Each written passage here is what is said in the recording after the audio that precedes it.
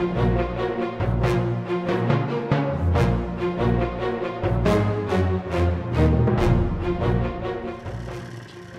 folks, this is Bob coming at you.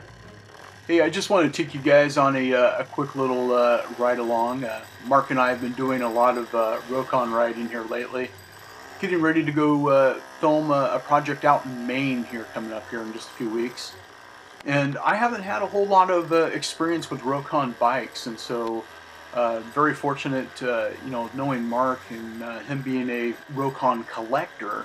He's got several bikes, and so we've been getting some riding in, and on this particular ride he's taking me up what he aptly calls the idiot trail. When they first created this trail for riding, you'd have to be an idiot to go back up it after the first time it went through, or so he says. And so it's pretty steep terrain right through here, and we've got the GoPro mounted on the side of the front tire here.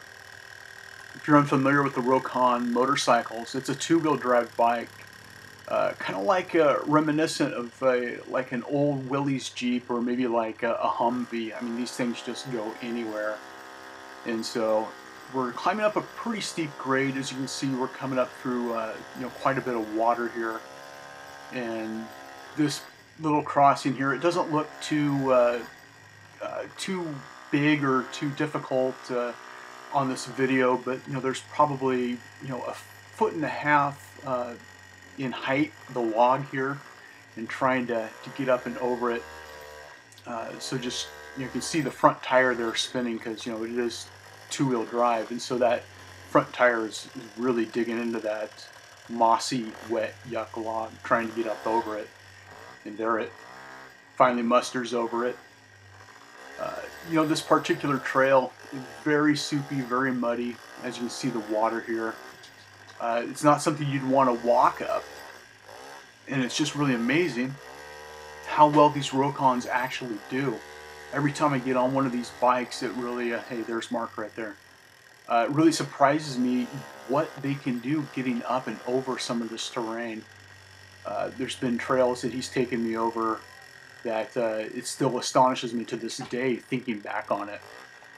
And so there's Mark's custom modded Rokon, and the thing is so far from being stock, outside of just having like a modified stock frame. But anyway, and this is going to be like the final push to get up this hill. For those of you that watch our videos, you'll notice a familiar sight when we get to the top. That's going to be our shooting shack. And so just blazing up this soggy, wet trail, or like, kind of looks like a trail.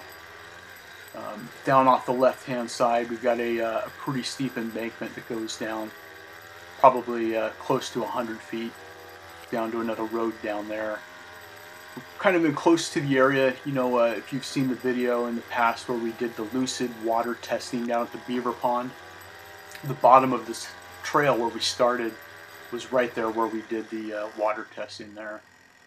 So anyway, again, we're forging over some water here and just trying to get some traction going up this hill.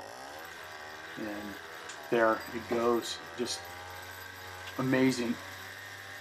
Here just last week, just off to the left right here, I was going up an embankment and hit a fern and flipped this particular Rokon up over on top of me. That was a lot of fun. But these bikes are surprisingly light and surprisingly nimble for what they are. They weigh just a little better than 200 pounds, so they're not really that heavy. We're working on restoring a 1969 Trailbreaker right now, and picked up one of the motors that that's complete, and the actual motor only weighs probably less than 10 pounds, so that was really surprising.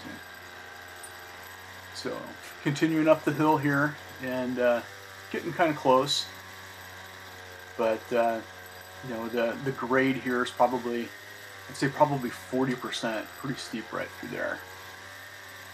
And for those of you that watch our videos, this is the backside of the shooting shack that we're going to be turning into our foul weather shooting area. And there we got some of our gongs that you can see the reviews on. But anyway, thanks for taking a ride with us and going up the Idiot Trail. Thanks for watching. Like and subscribe.